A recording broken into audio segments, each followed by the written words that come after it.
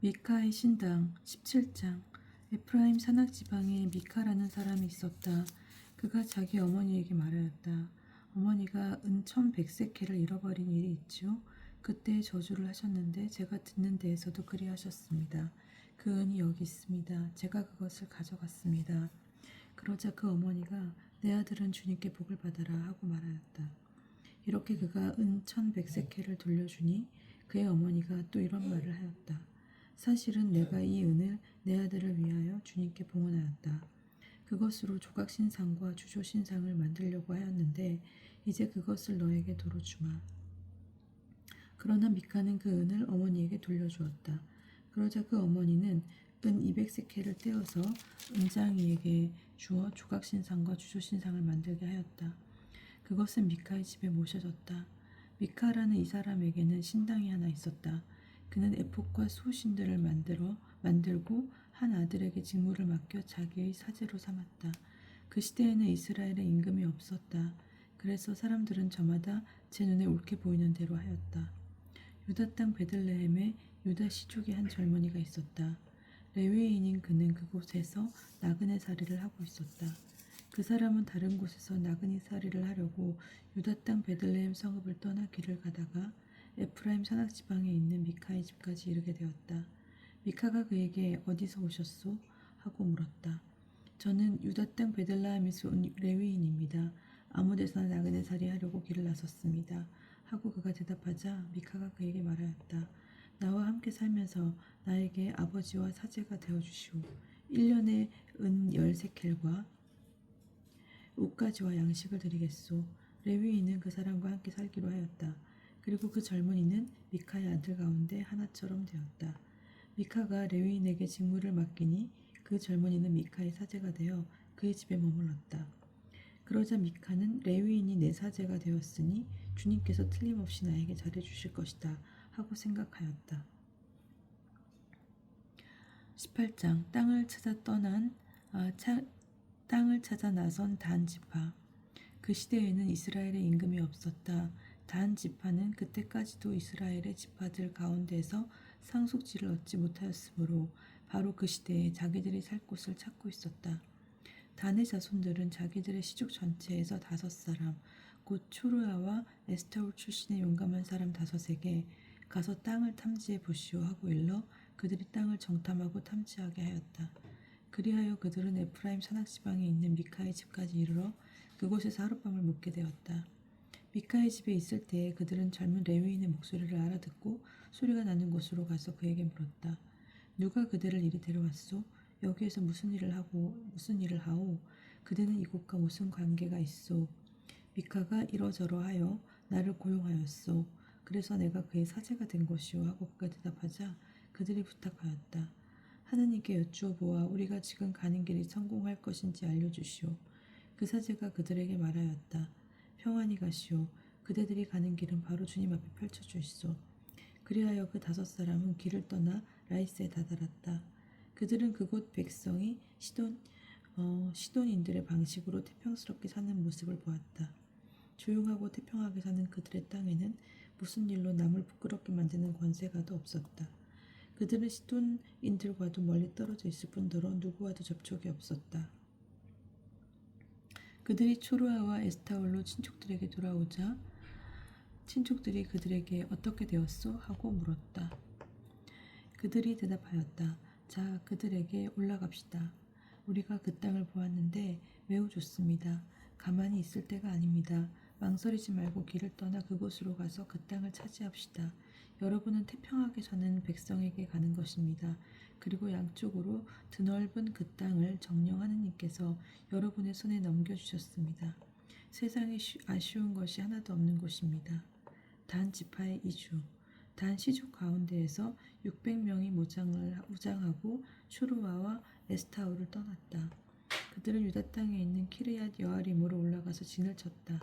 그리하여 그곳을 오늘날까지 단의 진영이라고 하는데 그곳은 키르얏 여아림 서쪽에 있다.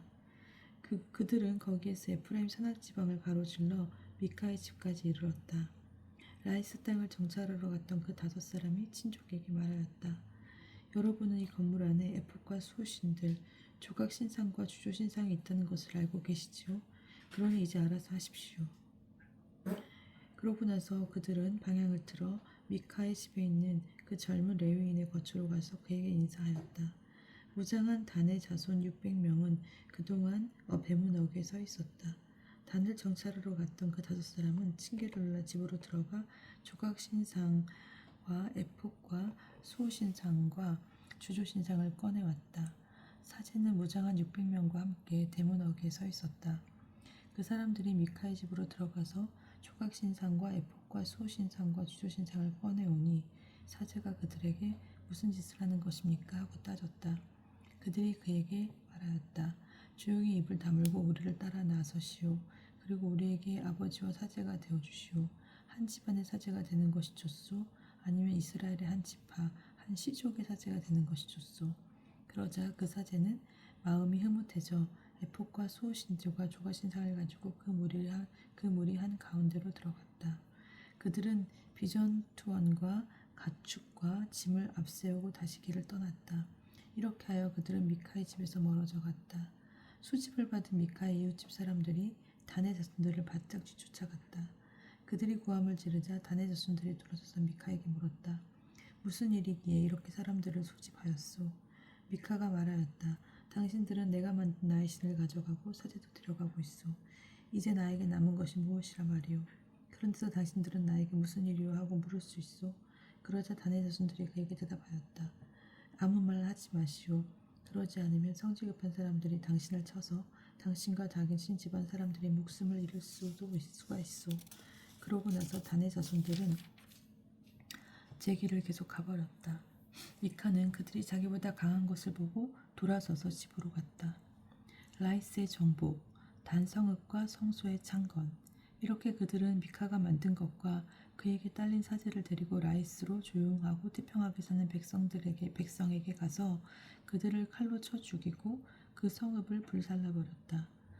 벳 루흡에 딸린 골짜기에 자리 잡은 라이스는 시돈에서 멀리 떨어져 있을 뿐더러 누구와도 접촉이 없었기 때문에 구해주는 자가 아무도 없었다.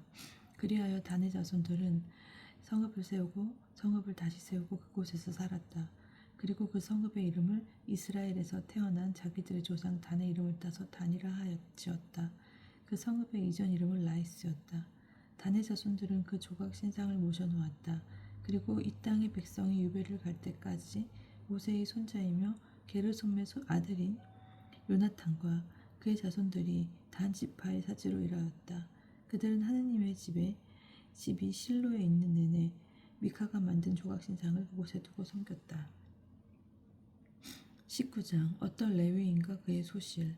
이스라엘에 임금이 없던 그 시대에 에프라임 산악 지방의 구석진 곳에서 나그네살이 하던 레위인 한 사람이 있었는데 그는 유다 땅 베들레헴에서 어떤 여자를 소실로 맞아들였다. 그런데 그 여자가 남편에게 화가 치밀어 올라서 그를 버리고 유다 땅 베들레헴에 있는 친정으로 돌아가 거기에서 넉 달쯤 머물러 있었다. 그래서 남편은 그 여자의 마음을 달래어 도로 데려오려고 종과 함께 나귀 2마리를 끌고 그 여자 뒤를 따라 길을 나섰다. 그 여자가 그를 자기 아버지 집으로 데리고 들어가니 그 젊은 여자의 아버지가 그를 보고 기쁘게 맞이하였다. 그는 장인 곧 그 젊은 여자의 아버지가 붙들어서 장인과 더불어 사흘을 묵었다. 그들은 그곳에서 함께 먹고 마시며 밤을 지냈다. 나흘째 되는 날 그들이 아침 일찍 일어났을 때 그가 떠날 채비를 하자 그 젊은 여자의 아버지가 사위에게 말하였다. 음식을 좀 들고 원기를 돋은 다음에 떠나게나. 그래서 둘은 같이 앉아 먹고 마시는데 그 젊은 여자의 아버지가 또 남자에게 권하였다. 자, 하룻밤 더 묵으면서 즐겁게 지내게. 그래도 그가 일어나 가려고 하였지만 장인이 조르는 바람에 다시 그곳에서 하룻밤을 묵었다. 닷새째 되는 날 아침에 그가 일찍 일어나 떠나려 하자 그 젊은 여자의 남자가 다시 말하였다. 먼저 원기를 돋고 게나. 그래서 그 둘은 함께 음식을 먹으면서 날이 기울 때까지 지체하게 되었다. 그래도 그 사람이 소슈가 종을 데리고 떠나려 하는데 그의 장인 곧 그 젊은 여자의 아버지가 또 권하는 것이었다. 이보게 날이 저물어 저녁이 다 되어가니 하룻밤 더 묵게나. 이제 날이 저물었으니 여기서 하룻밤 더 먹으면서 즐겁게 지내고 내일 아침 일찍 일어나서 길을 떠나 자네 집으로 가게나. 그러나 하룻밤을 더 묵을 생각이 없던 그 사람은 일어서서 길을 떠나 여부스 곧 예루살렘 맞은편에 이르렀다. 안장을 얹은 나귀 2마리와 소실도 그와 함께 있었다. 기브아인들의 만행. 그들이 여부스 가까이에 이르렀을 때에는 날이 이미 많이 기울어져 있었다. 그래서 종이 주인에게 말하였다. 이 여부스 족의 성읍으로 들어가 하룻밤을 묵으시지요. 그러나 주인이 그에게 대답하였다. 이스라엘 자손들에게 속하지 않은 이 이방인의 성읍에는 들어갈 수 없다. 기브아까지 가야 한다. 그는 또 종에게 말하였다. 기브아나 라마 이 두 곳 가운데 한 곳으로 가서 하룻밤을 묵자. 그래서 그들이 그곳을 지나 계속 길을 가는데 베냐민 지파에 속한 기브아 가까이에서 마침내 해가 졌다. 그들은 기브아에 들어가 하룻밤을 묵으려고 발길을 돌렸다. 그런데 그들이 들어가서 성읍 광장에 앉았지만 하룻밤 묵으라고 집으로 맞아들이는 사람이 하나도 없었다. 마침 한 노인이 저녁이 되어 들일을 마치고 돌아오고 있었다. 그는 에프라임 산악 출신으로 기브아에서 나그네 살이하는 사람이었다. 그곳 사람들은 베냐민인이었다. 노인이 눈을 들어 성읍 광장에 있는 그 길손을 보고 어디로 가는 길이오? 어디서 오셨소? 하고 묻자 그가 대답하였다. 저희는 유다 땅 베들레헴에서 에프라임 산악 지방의 구석진 곳까지 가는 길입니다. 저는 바로 그곳 출신입니다. 유다 땅 베들레헴까지 갔다가 이제 저희 집으로 가는 길인데 저를 집으로 맞아들이는 사람이 하나도 없군요. 어르신의 이 종들에게는 나귀들을 먹일 집과 여물은 물론 저와 어르신의 이 여종과 이 젊은 아이가 먹을 빵과 술도 있습니다. 모자라는 것이라고는 아무것도 없답니다. 노인이 그에게 말하였다. 잘 오셨소. 모자라는 것은 내가 다 돌보아 드리겠소. 아무튼 광장에서 밤을 지내서는 안 되시오. 그리하여 노인은 그를 자기 집으로 데리고 들어갔다. 나귀에게는 먹이를 주고 길손에게는 발을 씻게 해준 다음 함께 먹고 마셨다. 그들이 한참 즐겁게 지내는데 그 성읍의 남자들이 곧 불량한 남자들이 그 집을 에워싸고 문을 두드리며 그 집 주인 노인에게 말하였다. 당신 집에 든 남자를 내보내시오. 우리가 그자와 재미 좀 봐야겠소. 그러자 집주인이 밖으로 나가 그들에게 말하였다. 형제들 안 돼요. 제발 나쁜 짓 하지들 마시오. 저 사람이 내 집에 들어온 이상 그런 추잡한 짓을 해서는 안 돼요. 자, 나의 처녀딸과 저 사람의 소시를 내보낼 터이니 그들을 욕보이면서 당신들 좋을 대로 하시오. 그렇지만 저 사람만은 그런 추잡한 짓을 해서는 안 돼요.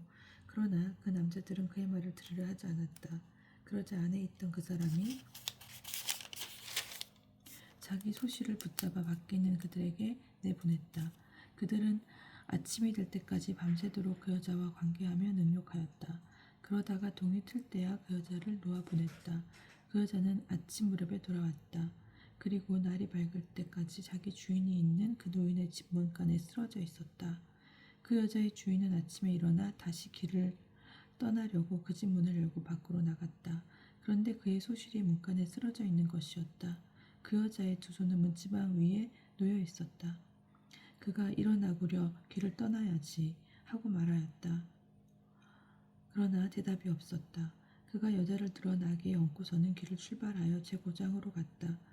그러고 집에 들어서자마자 칼을 들고 소실을 붙잡아 그 몸을 12토막으로 잘라낸 다음 이스라엘의 온 영토로 보냈다. 그것을 보는 이마다 말하였다. 이스라엘 자손들이 이집트 땅에서 올라온 날부터 오늘까지 이런 일은 일어난 적도 없고 본 적도 없다. 생각하고 의논하여 말해보시오. 20장 베냐민 지파와 다른 지파들의 전쟁. 그리하여 이스라엘 자손들이 모두 나섰다. 단에서 브에르세바에 이르기까지 그리고 기랏 땅에서 온 공동체가 일제히 미츠바로 주님 앞에 모여들었다. 온 백성 곧 이스라엘 모든 지파의 수장들도 칼로 무장한 보병 40만 명으로 이루어진 하느님의 백성의 회중 가운데 자리를 잡았다. 베냐민의 자손들은 이스라엘의 자손들이 미츠바로 올라왔다는 소식을 들었다. 이때 이스라엘 자손들이 이런 악행이 어떻게 일어나는지 말해보시오 하였다. 살해된 여자의 남편인 그 레위인이 대답하였다.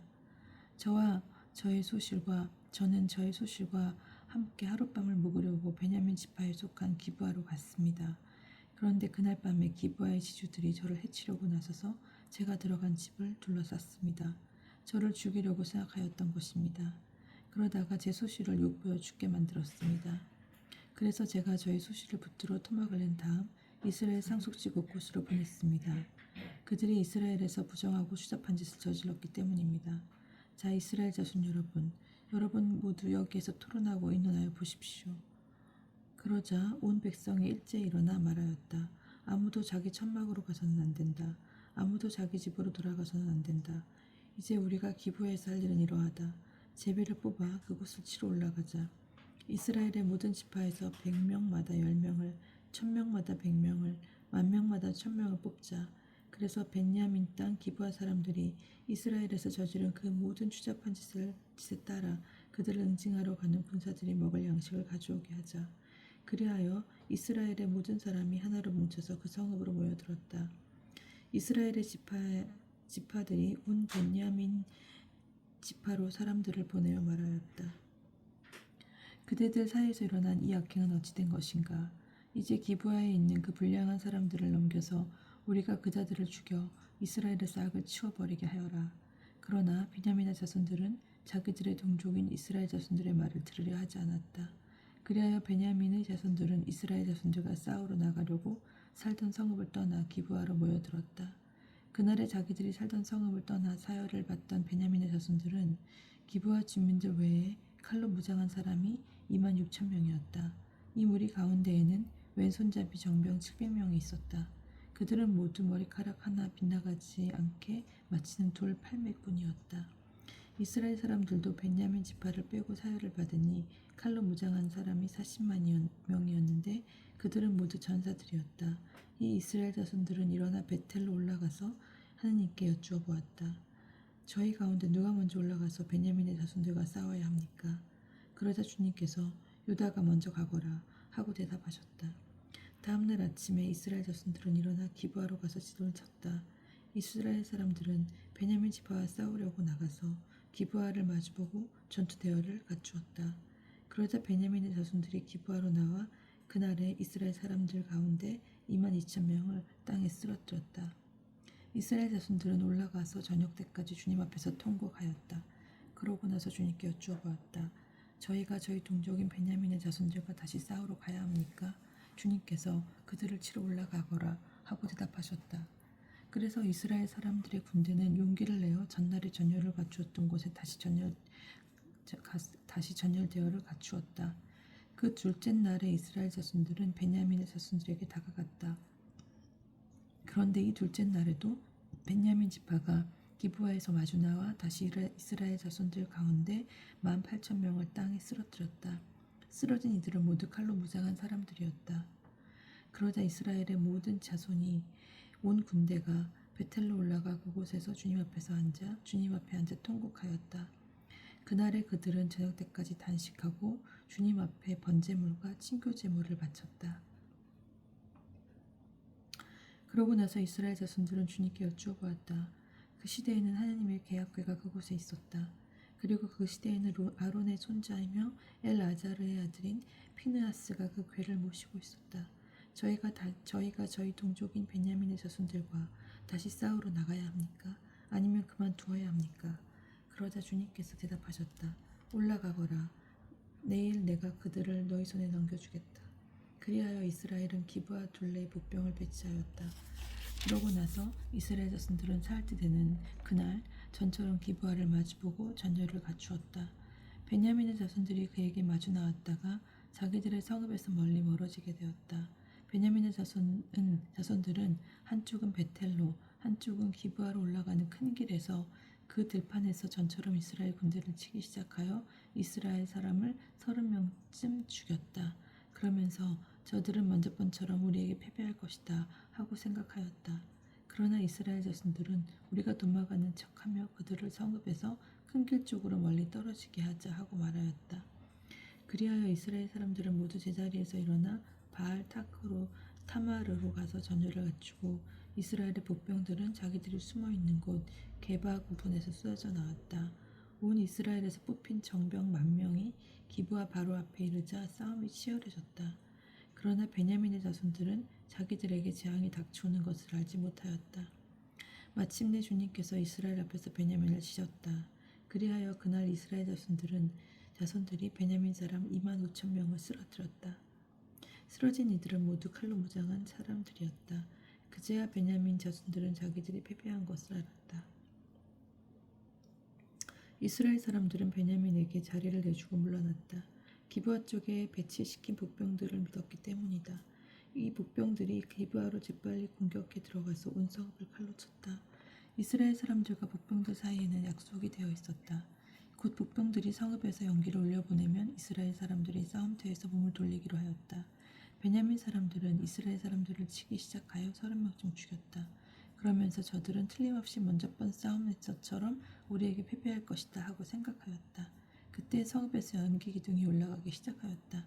베냐민 사람들이 뒤돌아보니 성읍 전체가 불길에 쌓여 하늘로 올라가는 것이었다.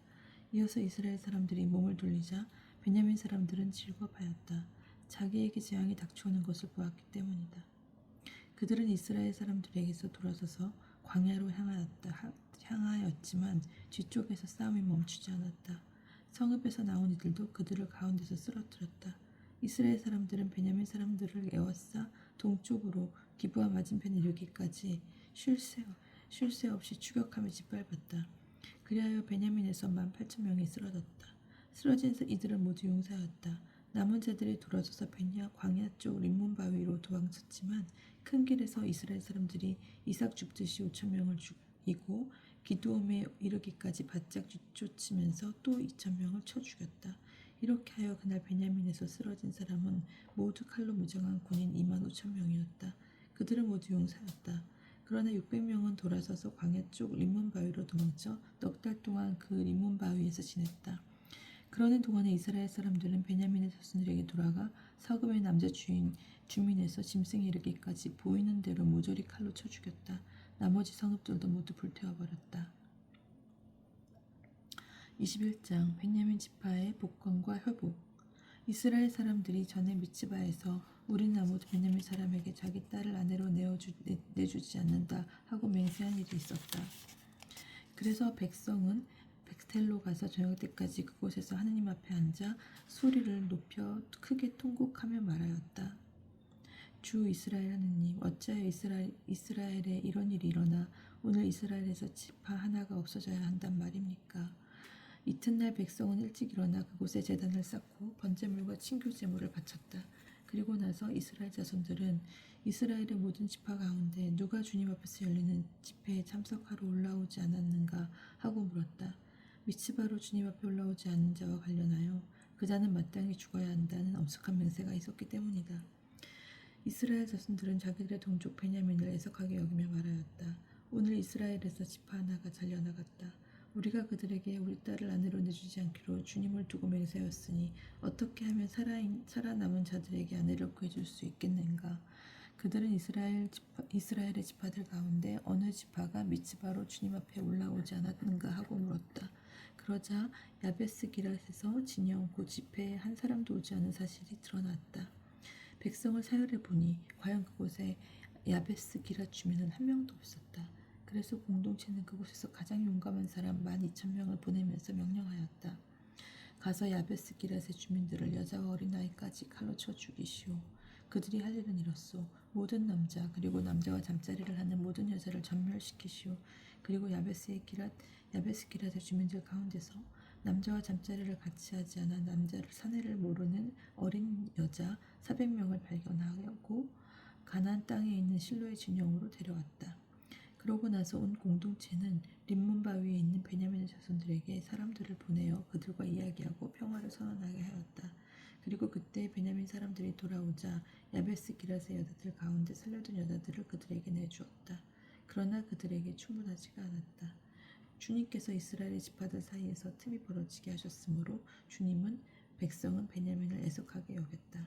그래서 공동체의 원로들이 서로 의논하였다. 베냐민에서 여자들이 몰살당하였으니 우리가 어떻게 하면 살아남은 사람들에게 아내를 구해줄 수 있겠는가? 그들이 말을 계속하였다. 어떻게 하면 베냐민의 생존자들이 남아 이스라엘에서 지파가 하나 사라지는 일이 없게 하겠는가? 우리는 그들에게 우리 딸들을 아내로 내줄 수가 없지 않은가? 이스라엘의 자손들이 베냐민 사람에게 여자를 내주는 자는 저주를 받을 것이다 하고 맹세하였기 때문이다. 그들은 마침내 말하였다. 그래, 해마다 실로에서 주님의 축제가 열리지. 실로는 베텔 북쪽, 베텔에서 스켐으로 올라가는 큰 길 동쪽으로 르보나 남쪽에 있었다. 그래서 그들은 베냐민의 자손들에게 명령하였다. 가서 포도밭에 숨어 살피다가 실로의 젊은 여자들이 윤물을 주러 나오거든 그들도 포도밭에서 나와 그 실로 처녀들 가운데서 한 사람의 여자 하나씩 잡아 베냐민 땅으로 돌아가시오. 만일 그들의 아버지나 형제들이 우리에게 와서 따지면 그들에게 우리가 이렇게 말하겠소. 우리를 보아서 저들을 관대하게 대해 주시오. 우리는 전쟁 중에 아무도 여자를 차지하지 않았소. 그렇다고 당신들이 저들에게 딸을 그냥 내주지는 않았을 것 아니오. 그랬다가는 당신들도 죄를 짓게 되었을 테니 말이오. 베냐민의 자손들은 그대로 하였다. 그들은 춤추는 여자들을 납치하여 그 가운데서 저희의 수만큼 아내를 골라가지고 자기들의 상속지로 돌아가서 성읍들을 다시 짓고 그곳에서 살았다. 그제야 이스라엘 자손들도 저마다 자기 지파와 자기 시족에 따라 그곳을 떠나 흩어져 갔다. 저마다 그곳을 떠나 자기 상속지로 간 것이다. 이 시대에는 이스라엘에 임금이 없었다. 그래서 사람들은 저마다 자신의 옳게 보이는 대로 하였다.